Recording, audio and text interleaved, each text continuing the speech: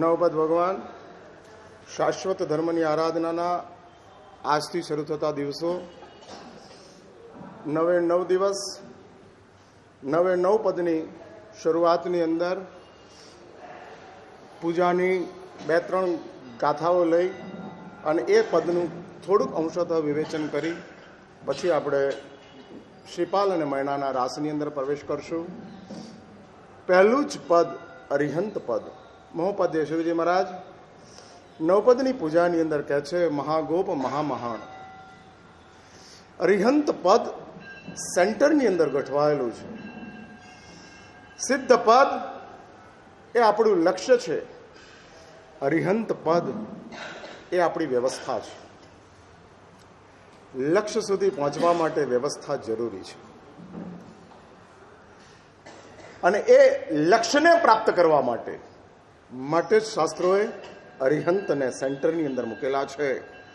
મહાગોપ મહામહાન, જે આ સંસારની અંદર તમામ જીવોને કેટલી મોટી એક ભૂમિકા છે. ભાઈ સાચું બોલો, તમે ભગવાનને પહેલા ઓળખ્યા કે ભગવાને તમને પહેલા ઓળખ્યા? હા, ભગવાનના રિલેશનના લિસ્ટની અંદર ભગવાનના લિસ્ટમાં તમે પહેલા હતા કે તમારા લિસ્ટમાં ભગવાન પહેલા હતા? આમ રિલેશનનું લિસ્ટ હોય ને, આ મારા રિલેટિવ, આ મારા રિલેટિવ, આ મારા રિલેટિવ. એ રિલેશનના લિસ્ટની અંદર તમે એમ કહો કે જન્મથી નવકાર મળ્યો, જન્મથી ભગવાનના દર્શન પ્રાપ્ત થયા, પરિવાર એવો સરસ પ્રાપ્ત થયો કે જેના કારણે આ બધું મને પ્રાપ્ત થયું. ભાઈ, આ ભાવની ભૂમિકા છે. તમને ખબર છે, જ્યારે તમે ભગવાનને ઓળખતા નહોતા ત્યારથી ભગવાન તમને ઓળખતા થયા. પહેલી વાત, હા, આપણે ભગવાનને ઓળખતા જ નહોતા અને ભગવાન આપણને ઓળખતા થયા. અને માટે જ આ પરમાત્મા મહાગોપ મીન્સ જગતના સૌથી મોટા સંરક્ષક, જગતના તમામ જીવોની અંદર. પણ મહારાજ સાહેબ, આટલા બધા દુઃખોની વચ્ચે ભગવાન અમારી શું સુરક્ષા કરે છે? સવાલ તમારો બરાબર છે. અમે આટલી બધી પીડાઓમાં છીએ, ભગવાને અમારી શું સુરક્ષા કરી? ત્યારે એક વાત લખી રાખજો, ગમે એવા દુઃખો આવે, 7મી નારકની પીડા આવે, પણ આપણું ચૈતન્ય અકબંધ રહ્યું એ ભગવાનની સુરક્ષા છે. તમે એવી વિચાર કરો છો કે કેન્સરનો 4થા સ્ટેજની અંદર પહોંચ્યું હોય અને ગાંઠ ફાટી હોય, પસ વહી જતું હોય, પીડા ભયાનક હોય અને તે વખતે શરીર આખું કોવાઈ ગયું હોય અને તે શરીરની અંદર બેઠેલો આપણું ચૈતન્ય સલામત રહી જાય. Is it possible? કોકની કરુણા, કોકની સુરક્ષા. અને સુરક્ષા એમ કહે છે કે દોસ્ત, ચાહે એટલા દુઃખો આવી જાય, હું તને સાચવી લઈશ. અને આપણા ચૈતન્યને, અનંત જીવોના ચૈતન્યને, એટલે અનંત જીવોની ચેતના પ્રભુની કરુણાથી બચી છે. અને પ્રભુની કરુણા માટે જ શાસ્ત્રો કહે છે કે આ સંસારની અંદર આપણા જીવાત્માની આસપાસની અંદર એક કપલ ગોઠવાયું છે, સંસ્કાર અને સજા. સંસ્કાર અને સજા, ભૂતકાલીન પાપોના સંસ્કાર અને વર્તમાનકાલીન દુઃખોની સજા. વર્તમાનમાં જે દુઃખો છે એ ભૂતકાલીન પાપોની સજા છે. તમે આ વાત માનો કે ન માનો? હા, હું પૂછું છું, માનો કે ન માનો? હા. અને આ વાતને તમે જો માનતા હો તો એક વાત લખી રાખો, સંસારમાં કોઈનો ગુનો નથી, દુઃખી કરવામાં આપણા જ પાપોનો ગુનો છે.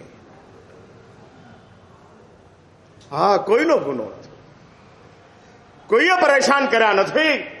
એટલે ભૂતકાલીન પાપો, વર્તમાનકાલીન દુઃખો, સજા અને સંસ્કાર, સજા અને સંસ્કાર અને સજા, સંસ્કાર અને સજા, આનું એક કપલ ચાલે છે.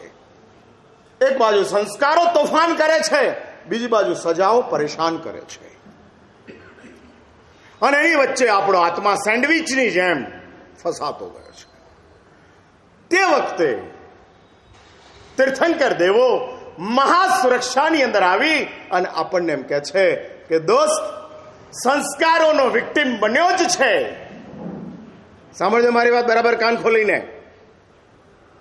काम, क्रोध, अहंकार, ईर्ष्या, असूया, काबा, दावा, झूठ, चोरी, प्रपंच, ये सब अपनी आत्मा के ऊपर जुड़े हुए संस्कार हैं. આટલું મોટું લિસ્ટ હું ભૂલી ગયો. જે લિસ્ટ તમને યાદ નથી, પણ તમે એના શિકાર જરૂર છો. હા, એના શિકાર બનતા ગયા છો. કામ તે છે કે જે કામ પૂરા થઈ ગયા, ઈચ્છા પૂરી થઈ ગઈ, એ તો સુખ છે. પણ ઈચ્છા પૂરી ન થઈ તે કામ છે અને તે પીડા છે. અને શાસ્ત્ર એવું કહે છે કે 50 કામ હોય, 50 ઈચ્છાઓ હોય, એમાંથી 2 જ ઈચ્છાઓ પૂરી થાય છે, 48 પૂરી નથી થતી. એટલે સુખનું લિસ્ટ બહુ નાનું છે અને પીડાનું લિસ્ટ બહુ મોટું છે. અને એવી પીડાઓની વચ્ચે જે કોઈ આપણે વિક્ટિમ બનતા ગયા છીએ, ત્યાં આગળ અરિહંત પરમાત્મા કહે છે કે હું તને એક માર્ગદર્શન આપું છું. અંજાણની અંદર, અજ્ઞાનની અંદર તું પાપના સંસ્કારોનો ભોગ બન્યો છે. હવે હું તને એક રસ્તો બતાડું છું. અને રસ્તાની અંદર કહે છે, માટે જ પ્રભુ સર્જક નથી, દર્શક છે. દુનિયાની અંદર ઈશ્વરને સર્જક મનાય છે, જૈન શાસનની અંદર ઈશ્વરને દર્શક મનાય છે. ધન ધન શ્રી અરિહંત ને રે, જેણે ઓળખાવ્યો લોક સલુણા. જેણે આખા જગતનું દર્શન કરાવ્યું, ઓળખાણ કરાવી. હા, ઓળખાણ કરાવી. કરડતા મચ્છર ઉપર પણ દયા કરવી, આ કોણે શીખવાડ્યું? હા, એટલે અમારા પ્રભુ દર્શક છે. પ્રભુ બતાડે છે, સર્જક નથી. જો ભગવાનને સર્જક માનો તો મચ્છરનું સર્જન પણ ભગવાને કર્યું છે અને આપણું સર્જન પણ ભગવાને કર્યું છે. અને બંનેને એકબીજાની સાથે દુશ્મની ઊભી કરવાનું કામ ભગવાન કરે છે. ના, નોટ ફેર. સારું નથી, સારું નથી. એક માના જ 2 દીકરાઓ ઝઘડતા હોય તો કઈ માને ગમે? કોઈ માને નથી ગમતું. એ જ રીતે જો જગતના સર્જક ભગવાન હોય તો એ ભગવાન પોતાના સર્જનની અંદર રહેલી વિષમતાઓને જોઈ અને કેવી રીતે રાજી હોય? ન હોય. અને શાસ્ત્ર એવું કહે છે કે પરમાત્મા તો અનંત આનંદની અંદર છે. અરે ભાઈ, અનંત આનંદ રહે કેવી રીતે? પોતાના જ સર્જન અંદર સંઘર્ષમાં છે. માટે જ જૈન શાસ્ત્રકારો કહે છે કે ના, પ્રભુ સર્જક નથી, પ્રભુ દર્શક છે. અને આ અરિહંત પદ, જે આજનું પદ છે, પ્રભુની આંખે જગતનું દર્શન, એ પહેલા દિવસનો મેસેજ છે. દર્શન કરો જગતનું, પણ પરમાત્માની આંખથી દર્શન કરતા જાઓ. હા, પ્રભુના આંખથી દર્શન કરતા જાઓ કે જે દર્શન પ્રભુ આપે છે. અને એ દર્શન માટે જ શાસ્ત્રો કહે છે કે પરમાત્મા મહાગોપ છે, દર્શન કરાવતા જાય છે. આ દર્શન કરાવતા જાય છે. બચાવવાનું કામ ભગવાનનું નથી, બચાવવાનું કામ નસીબનું છે, ડૂબાડવાનું કામ કમનસીબનું છે, દેખાડવાનું કામ ભગવાનનું છે. આ 3 સ્ટેપ સમજી લેજો. બચાવવાનું કામ નસીબનું છે, ડૂબાડવાનું કામ કમનસીબનું છે, બતાડવાનું કામ ભગવાનનું છે. ભગવાન કહે છે કે દોસ્ત, આ ખાડો છે, બતાડું છું, જોઈ લે. પણ તું ખાડો જોઈને પણ ચાલ્યો અને ધારો કે બચી ગયો. બચી ગયો એવો ઘણા બચી જાય છે. હા, 2 નંબરના કામ કરનારાઓ મજા કરે છે, જલસા કરે છે. ખોટા રસ્તે જનારાઓ સુખમાં છે, એટલે વાંધો નથી. ખાડો બતાડ્યા પછી પણ બચી ગયા. એક વાત સમજી રાખજો, ખાડાએ નથી બચાવ્યા, નસીબે બચાવ્યા છે. અને સમજો કે રસ્તો સીધો હતો અને છતાં પડી ગયા. તો એક વાત લખી રાખજો, કમ નસીબે પાડ્યા છે. એટલે બચાવવાનું કામ, પાડવાનું કામ નસીબ અને કમનસીબ કરે છે, બતાડવાનું કામ પરમાત્મા કરે છે. અને આ મોટામાં મોટી પ્રભુની કૃપા છે, મોટામાં મોટી પ્રભુની કૃપા છે. હા, એટલે ફરી એક વાત યાદ રાખજો, બચાવનારા નસીબ ઉપર બહુ વિશ્વાસ ન રાખતા અને ડુબાડનારા કમનસીબને બહુ તિરસ્કાર ન કરતા, બતાડનારા પરમાત્માને લાખ લાખ નમસ્કાર કરજો કે પ્રભુએ આપણને માર્ગ બતાડ્યો, પ્રભુએ આપણને ખાડો બતાડ્યો. અને આ અરિહંત પદ જે પહેલું પદ છે એની ઉપાસના આજનું પર્વ છે, આજનો દિવસ છે. અને એ અરિહંત પરમાત્મા મગ્ગ દયાળમ માર્ગના દર્શક છે, માર્ગને બતાડનારા છે. આ અરિહંત પરમાત્માઓએ આપણને માર્ગ બતાડ્યો છે. હા, માર્ગ બતાડ્યો છે. બહુ મોટી કૃપા છે. બતાડેલા માર્ગને તમારા સુધી પહોંચાડવાનું કામ અમારું છે, બાકી અમારું કોઈ વિશેષ કામ નથી. એટલે અમે શાઇન બોર્ડ છીએ, માર્ગ તો પરમાત્માએ જ બતાડ્યો છે. અને એ અરિહંત પદની પહેલા દિવસની આજની ઉપાસના અને હવે શ્રીપાલ અને મૈણા જે મુખ્ય પ્રવચનના વિષય તરીકે આપણે લેવાના છીએ. અને એ શ્રીપાલ અને મૈણા જેનું રાસનું સર્જન વીર વિજયજી મહારાજે આજથી 346 વર્ષ પહેલા કર્યું. 1737ની સાલની અંદર રાંદેરની અંદર વિનય વિજયજી મહારાજે શ્રીપાલનો રાસ બનાવ્યો. આ રાસ કેવી રીતે બન્યો એની પણ પાર્શ્વભૂમિકા છે, અને પાર્શ્વભૂમિકા સમજવા જેવી છે. વિનય વિજયજી મહારાજ શા માટે રાસની અંદર ઉતર્યા, શા માટે? જેમણે પુણ્ય પ્રકાશનું સ્તવન બનાવ્યું. અને એવું કહેવાય છે કે વિનય વિજયજી મહારાજ એવા એક આદેય નામકર્મને લઈને પધાર્યા કે એમની દરેક પંક્તિઓ લોકભોગ્ય થઈ, રસિક થઈ, સૌને માટે આદર પાત્ર થઈ. હા, સિદ્ધાર્થ નારાયણ નંદન વિનવું એમનું સર્જન, હા એમનું સર્જન, અને સૌના મોડે એ ચાલે. એ જ રીતે પુણ્ય પ્રકાશનું સ્તવન એમનું સર્જન, મૃત્યુના સમયની અંદર પુણ્ય પ્રકાશનું સ્તવન આવતું જાય. સંસ્કૃત ભાષાની અંદર એમનું સર્જન, લોકપ્રકાશ વગેરે ગ્રંથોનું સર્જન કર્યું. અને એક લોકપ્રકાશ ગ્રંથ એ રેફરન્સ ગ્રંથ છે. જૈન દ્વાદશાંગીની અંદર રહેલા 700 પ્રકરણોનો સાર લોકપ્રકાશ ગ્રંથની અંદર મૂકેલો છે. સર્જન આસાન છે, કલેક્શન દુષ્કર છે, એ હું વાતો લઈશ. પરંતુ આ વિનય વિજયજી મહારાજ જેની આ કૃતિ છે, સૌથી પહેલા વિનય વિજયજી મહારાજે જે રાસનું સર્જન કર્યું છે, તપોવનથી અલ્પેશ આવશે, વર્ષી તપ એણે શરૂ કર્યો છે. હા, પણ એણે એનું એડજસ્ટમેન્ટ કરી લીધેલું છે. અને માઇક વિના પ્રાચીન પદ્ધતિથી દેવકી નંદન અપાસરો નવો છે, પરંપરા જૂની ચાલે છે. અને આ ચાલુ રાખજો.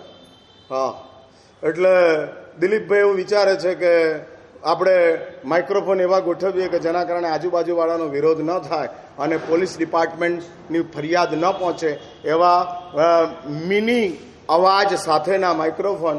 પણ અલ્પેશના અવાજની અંદર જ માઇક્રોફોન છે. મારા ગુરુદેવની એવી એક જબરજસ્ત કૃપા આ છોકરાએ પ્રાપ્ત કરેલી છે. એનું સ્કૂલિંગ પણ તપોવનમાં થયું અને એનું સમગ્ર જીવન પણ તપોવનની અંદર ગયું. હજારો બાળકોને પરમાત્માની પૂજા દ્વારા અને અખૂટ પુણ્યનું સર્જન એ બાળકોના અંતરાત્માની અંદર કરાવવામાં નિમિત્ત બનવાનું સદભાગ્ય અલ્પેશને પ્રાપ્ત થયું. એ જ અલ્પેશ અહીંયા આગળ રાસનું પહેલી ઢાળ એની લેશે. અને ત્યાર પછી હું વળી પાછા વિવેચનની અંદર પ્રવેશ કરીશ. આપણા પ્રવચનનો સમય 8:45 થી 9નો છે, બરાબર યાદ રાખજો. અને જ્યાં સુધી કોરમ ન થાય ત્યાં સુધી હું નીચે આવતો નથી. હા, એટલે કોરમ નક્કી કરવાનું કે આવવાનું. એટલે જેટલા ટાઈમ તમે લેટ આવશો એટલું પ્રવચન શ્રવણનો અવસર તમે ગુમાવશો. કારણ કે ઉઠાડવાનો ટાઈમ હું બહુ ફિક્સ રાખું છું. 9 વાગે એટલે પ્રવચન સમાપ્ત થઈ જ જશે. માટે આવતીકાલથી અવશ્ય ધ્યાન રાખજો અને 7:45 પહેલા પહોંચી જ જવાય એવી એક માનસિકતા તૈયાર કરો. વિનય વિધિજી મહારાજ અનેક ગુજરાતી ભાષાના સર્જનો કર્યા, સંસ્કૃત ભાષાની અંદર સર્જન કર્યા. સમય તે વખતનો ચાલતો હતો પરમાત્મા ભક્તિનો. જૈન સંઘ અને જૈન શાસન લોકોત્તર હોવા છતાં લૌકિક વ્યવસ્થાઓને, લૌકિક પરંપરાઓના ક્યારેય ઉલ્લંઘન કર્યા નથી. આ જૈન ધર્મની બહુ મોટી એક વિશેષતા છે. લૌકિક જગતની સાથે મિસમેચ કરી અને જૈન ન ચાલે. જે લૌકિક જગતની વ્યવસ્થા છે આ ગોઠવાયેલી છે અને માટે જ શ્રી સંઘે જે કેટલાક નિયમો નક્કી કર્યા એ લૌકિક જગતને ધ્યાનમાં રાખીને કરવા જ પડે, એ સિવાય ચાલે નહીં. પણ મારા સાહેબ, અમને અમારી રીતે ધર્મ કરવામાં કોણ અટકાવે? ભાઈ, તું તારી રીતે ધર્મ કરે, એમાં બીજાને તારા ધર્મ માટે દુર્ભાવ પેદા થાય, એની અંદર તું નિમિત્ત બને છે. પણ મારા સાહેબ, એ લોકોએ સમજવું જોઈએ ને. નાદાન ન સમજે, સમજદારે જ સમજવું પડે. હા, સમજદારે સમજવું પડે. હું એવી વાત કરું કે દેવકી નંદનની અંદર માઇકનો વિરોધ કરનારા આજુબાજુ વાળા દિવાળીની અંદર ફટાકડા ફોડે કે ના ફોડે? અને ફટાકડા ફૂટતા હોય ત્યારે આપણે વિરોધ કરીએ કે ન કરીએ? આપણે કરી શકતા નથી. અને એના વિરોધને સાંભળ્યા વિના આપણે ચાલતું નથી. પણ મારા સાહેબ, આ તો અસમાનતા છે, અન્યાય છે. ભાઈ, આ અસમાનતા નથી, અન્યાય પણ નથી, આ સમજદારનું સમાધાન છે. નોટ ઇટ, इसको નોટ કર દો. હા, અસમાનતા એ નથી સમજતા, માટે આપણે નહીં સમજવાનું. ના હોય એવું ના હોય. હા, એવું ના હોય. એ નથી સમજતા, નાદાન છે, અજ્ઞાનમાં છે. માટે જૈન ધર્મનો જાણી બુજીને કોકને નિંદા કરવાની તક આપવી એ જૈન શાસનને માન્ય નથી. અને એક વાત સમજી રાખજો, અવિધિ કરતા પણ નિંદા ભયાનક છે. તમે અવિધિથી ધર્મ કરો એના નુકસાન કરતા તમારા કારણે નિંદા થાય.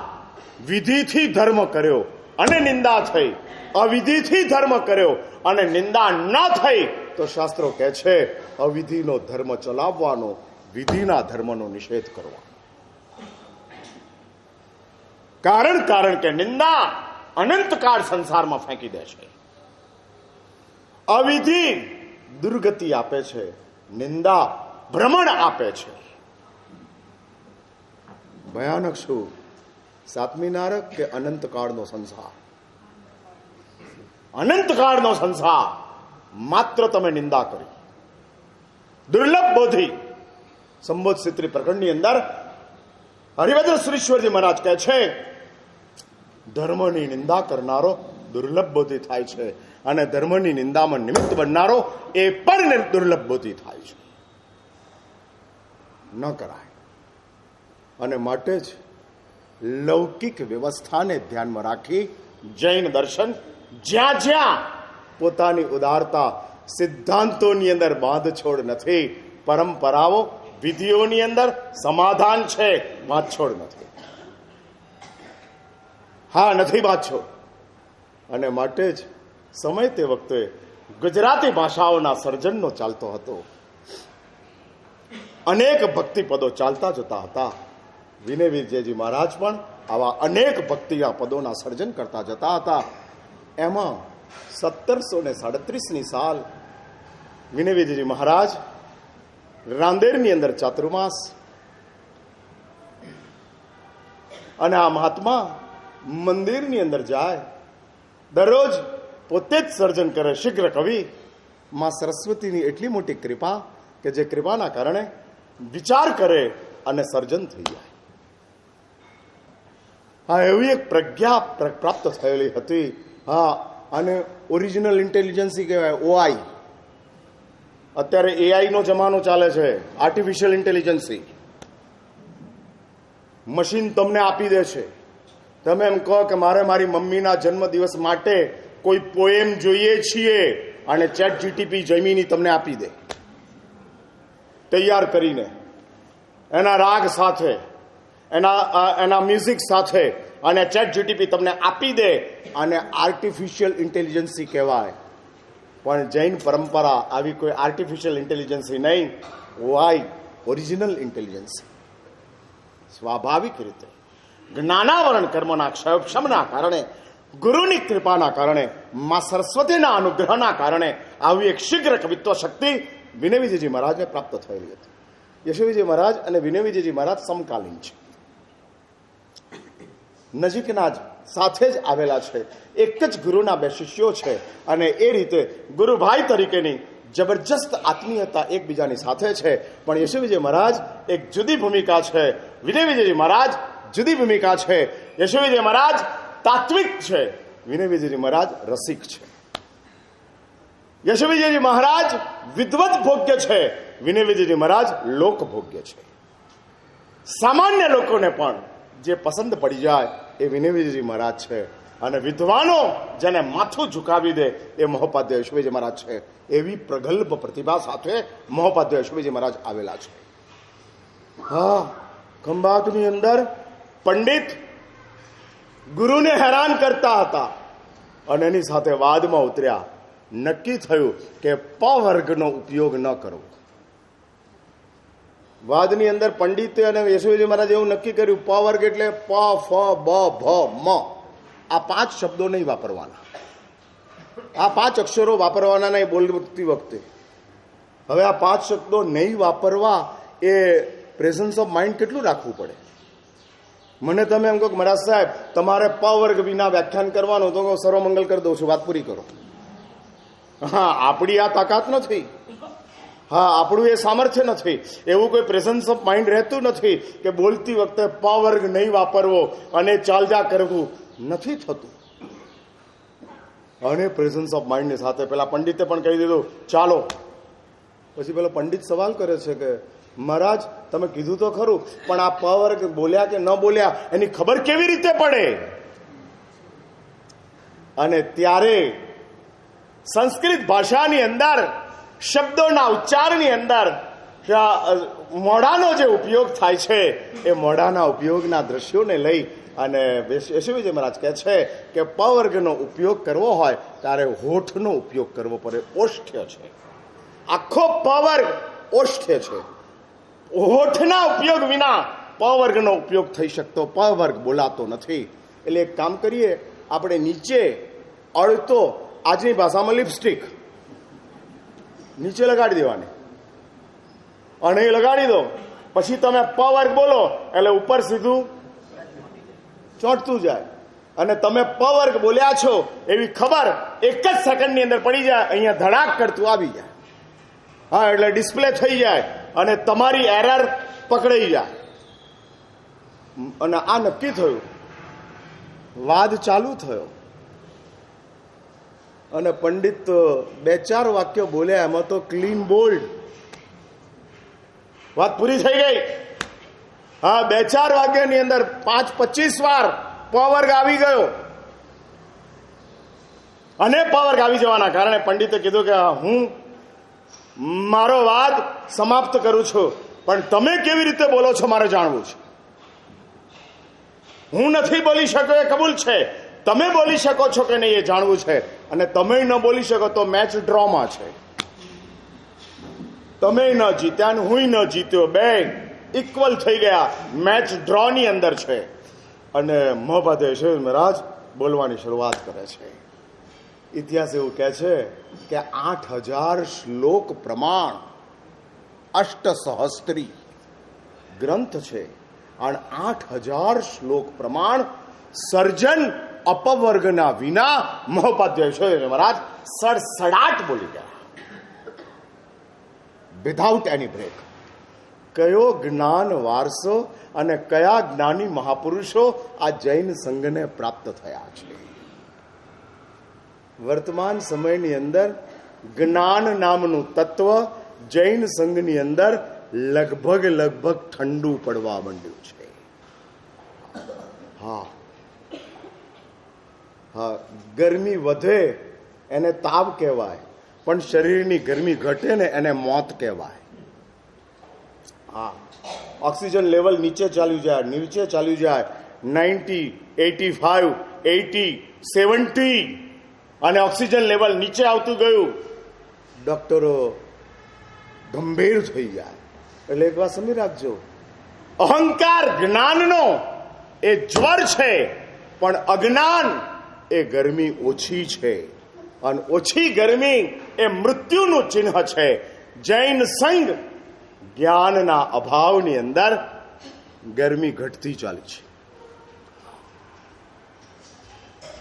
તંદુરસ્તી એ છે કે જેની અંદર જ્ઞાનનું ગૌરવ હોય, અહંકાર ન હોય, નમસ્કાર હોય, સત્કાર હોય, ઉદારતા હોય. આ જ્ઞાનનું તંદુરસ્તી છે. અને જ્ઞાનની ગરમી તે છે કે જેમાં અહંકાર હોય, તિરસ્કાર હોય, ઉપેક્ષા હોય. એ જ્ઞાનની ગરમી છે. હું જ્ઞાની છું, તમને કશું આવડતું નથી, આની ઉપેક્ષા થતી જાય. શાસ્ત્રો કહે છે ગમે એવો જ્ઞાની હોય કોઈની ઉપેક્ષા ન કરાય. હા, ન થાય ઉપેક્ષા. એ જ રીતે તિરસ્કાર, અહંકાર એ જ્ઞાનનો જ્વર છે. હા, નોંધી લેજો, તમે જ્ઞાની છો અને એનો તમને અહંકાર આવ્યો, સમજજો ટાઇફોઇડમાં છો. હા, તમે તિરસ્કારમાં છો, સમજજો ઝેરી મેલેરિયા છે, પટકી નાખશે. હા, ઉકલી જશો. એ જેમ ભયાનક છે એમ જ્ઞાનનો અભાવ મોટામાં મોટી કમનસીબી વર્તમાન સમયની અંદર છે. ક્રિયા વધી ગઈ, અનુષ્ઠાનો વધી ગયા, ભીડ વધવા માંડી. હા, પ્રસંગ હોય એટલે ભીડ થઈ જાય, અને પ્રવચન હોય તો એટલે કેતન પ્રસંગ કોને કહેવાય, પ્રવચન કોને કહેવાય? કારણ કે તારું કામ કેટરિંગનું છે એટલે તને પૂછું છું. હા, એટલે પ્રસંગ અને પ્રવચનમાં ફરક શું? હા, એટલે મમ્મમ હોય, જમણવાર હોય એ પ્રસંગ કહેવાય, અને જમણવાર ના હોય એને શું કહેવાય? અત્યારે હું કરું છું એ હા પ્રવચન કહેવાય.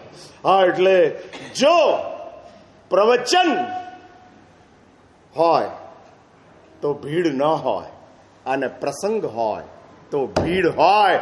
ધેટ મીન્સ જ્ઞાનની મોટામાં મોટી આપણી ગરમી તૂટવા માંડી છે. આપણને જ્ઞાન માટે, આપણને પરમાત્માના શબ્દો માટે, પ્રભુની વાણી માટે આપણો એવો સત્કાર નથી, પણ જલેબી ફાફડા માટે બહુ સત્કાર છે. એટલે એક બાજુ જલેબી ફાફડા છે અને બીજી બાજુ શ્રીપાલનો રાસ છે. રાસમાં રસ કે જલેબી ફાફડામાં રસ? હા હા, કમનસીબી છે. હા, એ એક જ થઈ ગયું, એ બધું એક જ થઈ ગયું. એ પ્રસંગ જ કહેવાય. હા હા, એ પ્રસંગ જ કહેવાય. હા, અને હું આ જ વાત કરું છું, જ્યાં આગળ પ્રલોભન હોય એનું નામ પ્રસંગ છે, જ્યાં આગળ માત્ર ને માત્ર સમર્પણ હોય એનું નામ પ્રવચન છે.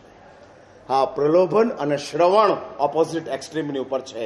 એક સાઈડની ઉપર પ્રલોભન છે, ભીડ થવા માંડે છે, અને એક સાઈડની ઉપર શ્રવણ છે, માત્ર શ્રવણ છે.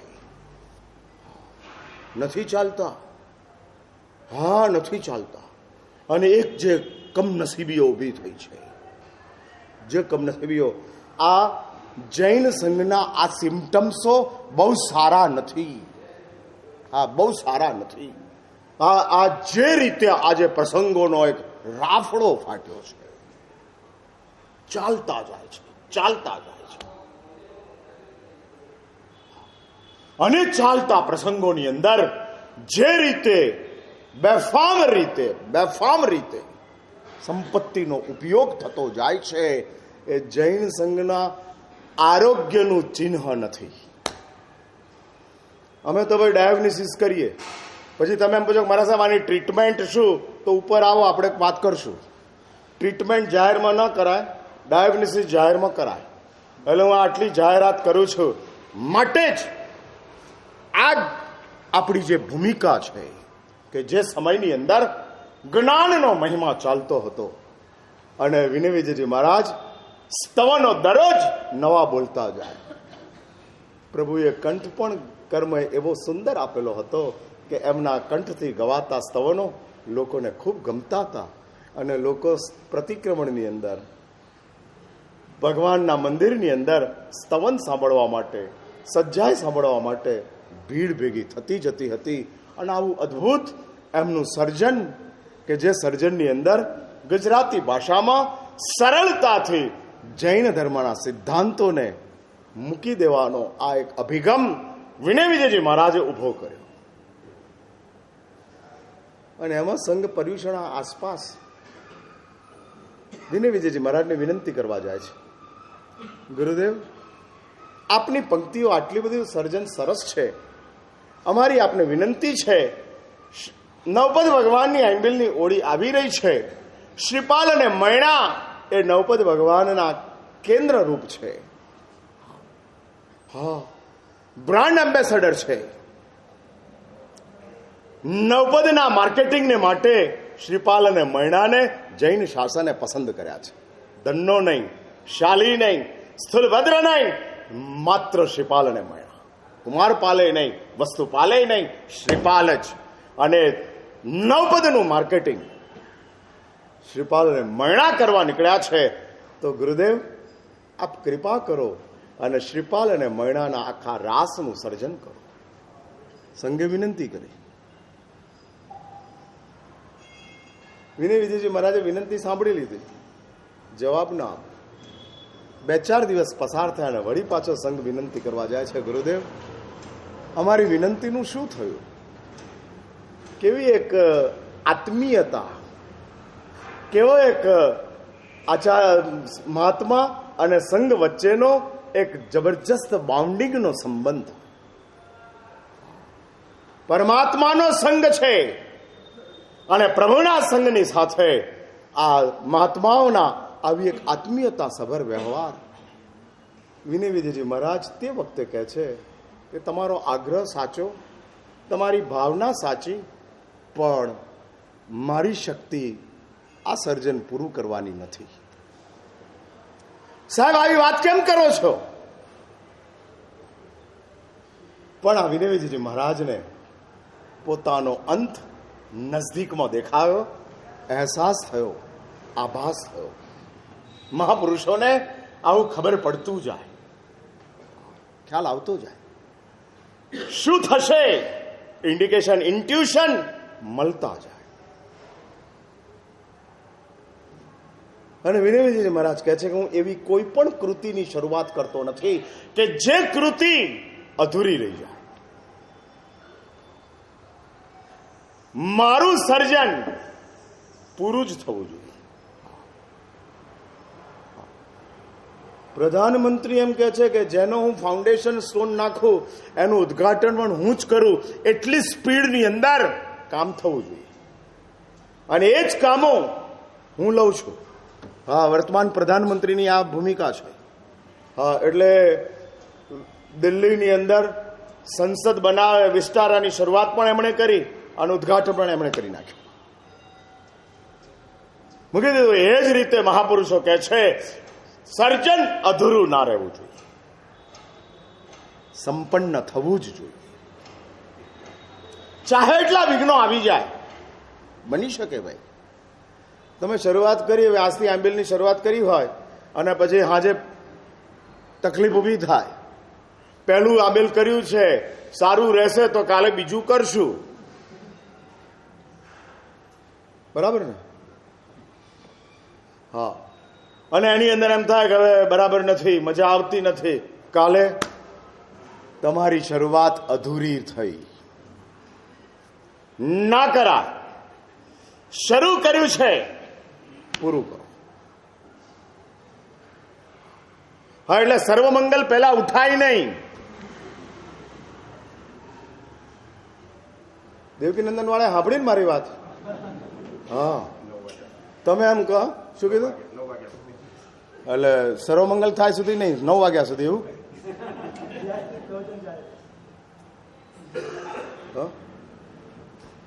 એટલે 9 વાગ્યાનો ખ્યાલ મારે રાખવાનો, સર્વમંગલનો ખ્યાલ તમારે રાખવાનો. તમે એમ કહો મારા સાહેબ સર્વમંગલ તો તમે 9 ને 5 કર્યું તો હું માફી માંગીશ, પણ 9 માં 5 તમે ઊભા થાવ તો તમારે શું કરવાનું? હા, એટલે આપણે બે એક વહેંચી લઈએ. હા, નક્કી કરીએ કે 9 નો મારે ખ્યાલ રાખવાનો, સર્વમંગલનો તમારે ખ્યાલ રાખવાનો. તમે જેટલા ઈમાનદાર છો ને એના કરતા વધારે ઈમાનદાર હું છું. એક વાર નક્કી કરી આપો કે મારા સાહેબ સર્વમંગલ પહેલા અહીં બેઠેલાઓમાં એક પણ ઉભો નહીં થાય તો આપણે 9 વાગે પૂરું કરી નાખવાનું. અહીંયા આગળ તો છે નિયમો બધા મોટાઓને જ હોય છે, નાનાઓને બધી છૂટ હોય છે. હા, બધું જ કરી શકે, બધે જ જઈ શકે. હા, 48 મિનિટ પૂરી થઈને વહેલું સામાયિક લઈ લીધું અને 48 મિનિટ પૂરી થઈ એટલે કટાસનું વાળીને રવાના થાવ. હા, એ ચાલે. એટલે આ બધી વાતો રાસમાં મારે લેવી પડે. મરા સાહેબ તો રાસની વાતો કરે છે ને કંઈક બધી વાતો આવતી જાય છે. ભાઈ, આ બધું લઈએ ત્યારે જ આ વ્યાખ્યાન પૂરું થાય એવું છે. એટલે 9 દાડામાં રમત પૂરી કરવાની અને બધી વાતો તમારી સમક્ષ મૂકતા જવાની. જો કે તમારા માટે આ સાંભળો છો એ નવું નથી. હા, એટલે તમને તો પ્રવચનો પુનરાવર્તન જ લાગતા હોય છે, રિપીટેશન. સાંભળેલું જ સાંભળવાનું, સાંભળેલું જ સાંભળવાનું. બોલનારા બદલાય છે, સંભળાતું બદલાતું નથી. અને કેટલીક વાર એવું લાગે કે સાંભળવું એ તમારી આદત છે અને બોલવું એ અમારું વ્યસન છે. હા હા હા, વ્યસન એટલે અમારી મજબૂરી છે. હા, અમે મજબૂરીની અંદર બેઠા છીએ. ઓળી કરવા આવ્યો ને વ્યાખ્યાન ના આપો તો દિલીપભાઈ મારો કાન પકડે, મારા સાહેબ શું કરવા બોલાયા હતા? તમારે વ્યાખ્યાન કરવું જ પડે. લોકો આવે કે ના આવે, તમારે આવવું પડે. હા હા, એટલે સ્ટુડન્ટ આવે કે ના આવે, ટીચરે આવવું જ પડે. કારણ કે ટીચરને કેતન બોલો બોલો પેકેજ મળે છે. હા, ટીચરને પેકેજ મળે છે. એટલે સ્ટુડન્ટ આવે કે ના આવે, ટીચરે આવવું પડે, પીડીઆર ભરવો જ પડે. હા, એમ લોકો આવે કે ના આવે, મારે તો.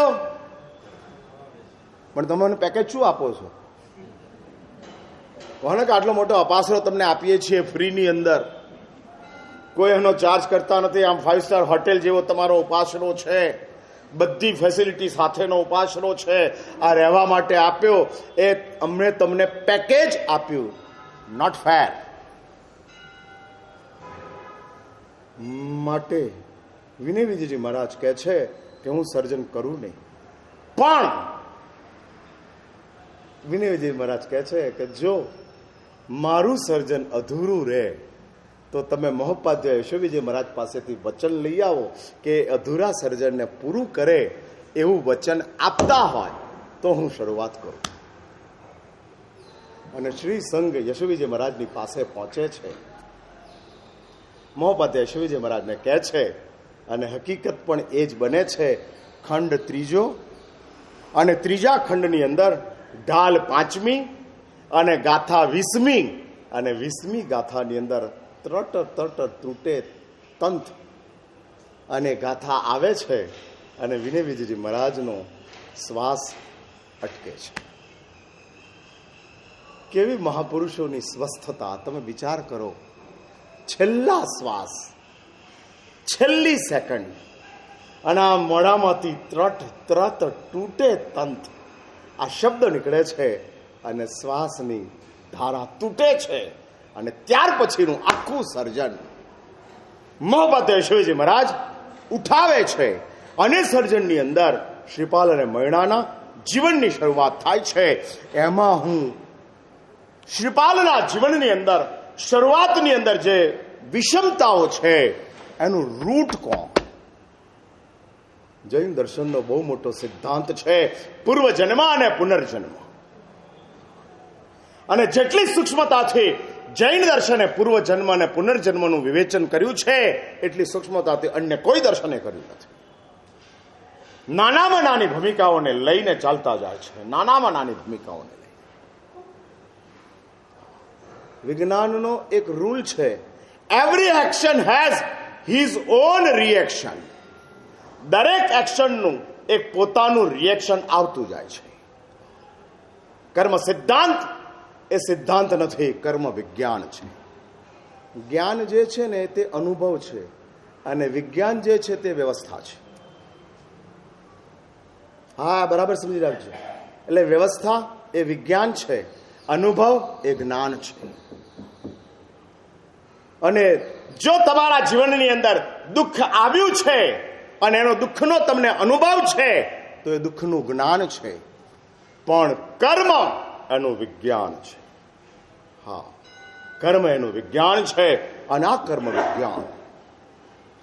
એટલે હું શ્રીપાલ અને મૈણાના જીવન અને એની અંદર થયેલી વિષમતાઓ, કે જે વિષમતાઓની અંદર આ શ્રીપાલ અને મૈણા પોતાની શરૂઆત કરે છે, શું બને છે. યશુજી મહારાજ ચોથા ખંડની અંદર 8મા નંબરની ઢાળની અંદર આખું એક વર્ણન લે છે કે શું થયું છે, કેવી ભૂમિકા ઊભી થાય છે. અને કર્મ સિદ્ધાંત, કે જે કર્મ સિદ્ધાંતની અંદર 3 ભૂમિકાઓ બતાડે છે. જૈન દર્શનનો કર્મ સિદ્ધાંત 3 બાબતો બતાડે છે. એ કઈ 3 બાબતો છે વચ્ચે આપણે આ ઢાળની પંક્તિઓ લઈ લઈએ, પછી આપણી પાસે સમય રહે તો આગળ લઈશું, નહીં તો આવતીકાલે વળી પાછા આપણે ભેગા થઈશું અને આ વાતને ચલાવશું. બરાબર 9:52 થઈ છે. હવે IST ટાઈમ પ્રમાણે આપણે ક્યાં પહોંચે છે એ જોઈ અને પછી આપણે વાત પૂરી કરશું.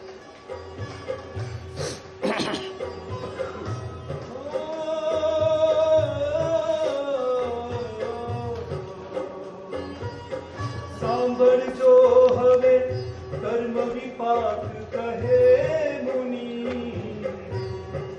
કાઈ કીધું કીધું કર્મ ન જાય રે. કર્મ વસે હોય સગલા સુખ દુઃખ જીવને. કર્મથી બળીઓ નવી થાય રે. સાંભળજો હવે કર્મ વિપાક કહે મુનિ, પીયું તુજને આહેડે જાવું નવી ઘટે રે. જેહને કેળે છે નરકની ભીતિ રે. પરણી ને પરણી બેલા છે તુજ થતી. માંડી જેને જીવ હિંસાની અનીતિ રે. સાંભળજો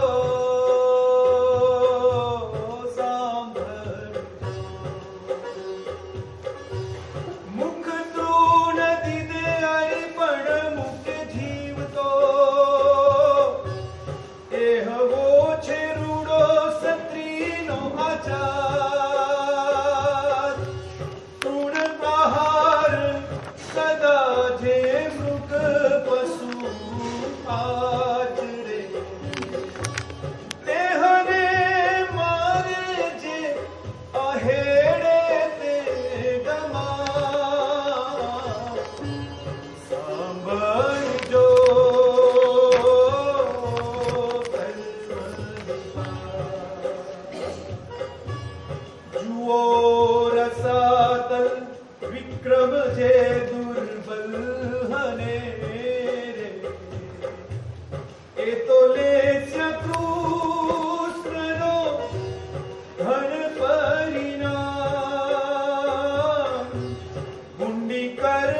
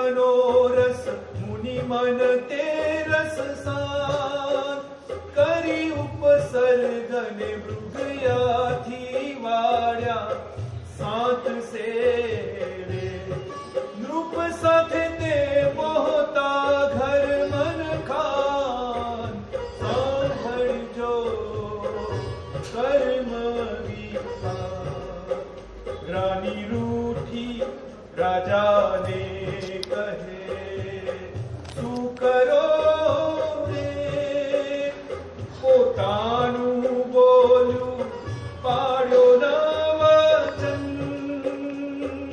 મુનિ ઉપસર્ગે સર્ગે જાવું દોહિલું રે નરકે જાવા લાગ્યું છે તુમ મન સાંભળજો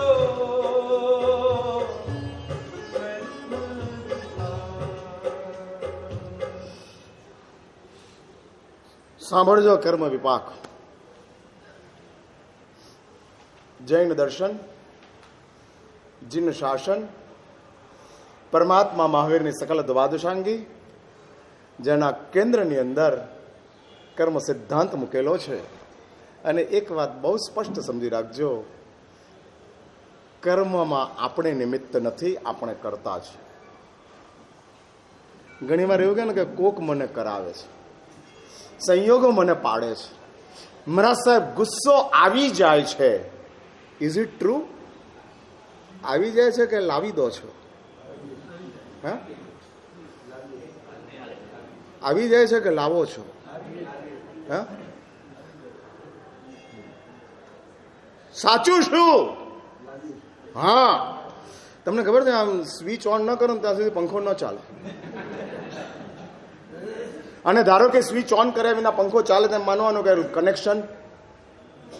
કનેક્શન ના, ઓટોમેટિક હોય તો તારું માથું થોડું ઓટોમેટિક છે. હા, એટલે કનેક્શન લૂઝ છે. રિમોટ જોઈએ, ઓટોમેટિક હોય તો રિમોટ જોઈએ. એટલે એક વાત બહુ સ્પષ્ટ સમજી રાખજો, જો સ્વિચ ઓન કર્યા વિના કે રિમોટ વિના પંખો ફરતો હોય તો માનવું પડે કે કનેક્શન લૂઝ છે.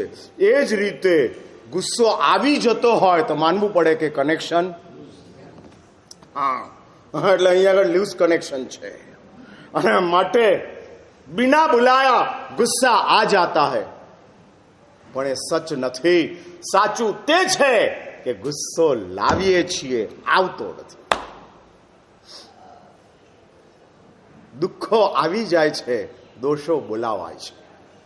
નોટેડ, ये नोट कर लो, दुख आ जाते हैं, दोष को बुलाते हैं, हम बुलाते हैं, स्पेशल इनविटेशन देकर हम बुलाते हैं. हाँ, शांति से बैठे थे, कुछ नहीं करना था, हाथ में मोबाइल आया और हमने यूट्यूब खोल दिया, और खोलने के साथ कुछ ऐसा देख लिया और अंदर से तूफान चालू हो गया. क्या हुआ? એટલે ફરીથી એક વાત યાદ રાખજો. હા, 8:59 ના પૂરું કરું છું. હા, ફરીથી એક વાત યાદ રાખજો બહુ સ્પષ્ટપણે. આ સંસારની અંદર દુઃખ આતે હૈ, દોષ કો બુલાતે હૈ. જેને તમે અટકાવી શકો તેમ નથી, એને અટકાવવા માટેનો આપણો તનતોડ પ્રયત્ન છે. અને જેને તમે અટકાવી શકો તેમ છો, એને તમે પ્રેમથી બોલાવો છો. દોષોને અટકાવી શકાય તેમ છે, કારણ કે બોલાવ્યા છે. બારણું બંધ કરો, દોષો નહીં આવે. અને દુઃખ તો એવું છે કે બંધ બારણે પણ આવી જશે. હા, બેડરૂમમાં સૂતા હશો, બેડરૂમના દરવાજા બંધ હશે, અને સવારે ઉઠશો અને કેન્સર થઈ ગયું હશે. હા, એટલે દુઃખ દરવાજા બંધને જોતું નથી, અને દોષ તમારા સંકલ્પની સાથે ટકી શકતો નથી. એટલે જે સંકલ્પની સામે ન ટકી શકે એવા દોષને આપણે બોલાવીએ છીએ, અને જે આપણા પ્રયાસથી ન અટકી શકે એવા દુઃખને આપણે અટકાવવા માટેનો પ્રયત્ન કરીએ છીએ. આમાં તમારી કેટલી ઇન્ટેલિજન્સી! ભાઈ, આમ ઈરાન ને ઇઝરાયલનું યુદ્ધ અટકાવી શકો? ન અટકાવી શકો ને, પણ ઘરમાં પતિ પત્નીનો ઝઘડો, તો હવે તમે શું કરો છો? ઈરાનનું યુદ્ધ અટકાવવાની વાતો કરો છો કે ઝઘડો અટકાવવાની વાતો કરો છો? સાચું બોલો. હા, ટ્રમ્પે આમ કરવું જોઈએ ને નેતન્યાહુએ આમ કરવું જોઈએ અને પસ્કેશિયાએ આમ કરવું જોઈએ. અરે ભાઈ, તું તારી માંડ ને, તારી ઘરવાળીની પહેલી વાત કર ને. જ્યાં તારું ચાલતું નથી ત્યાં ડોયા હલાવે રાખે છે, જ્યાં તું જ ચલાવી શકે એમ છે ત્યાં તું મૌન છે. એટલે ઘરના ઝઘડા ચાલુ છે અને ઈરાનના યુદ્ધની માટે કોમેન્ટ ચાલુ છે. શાંતિ રાખો.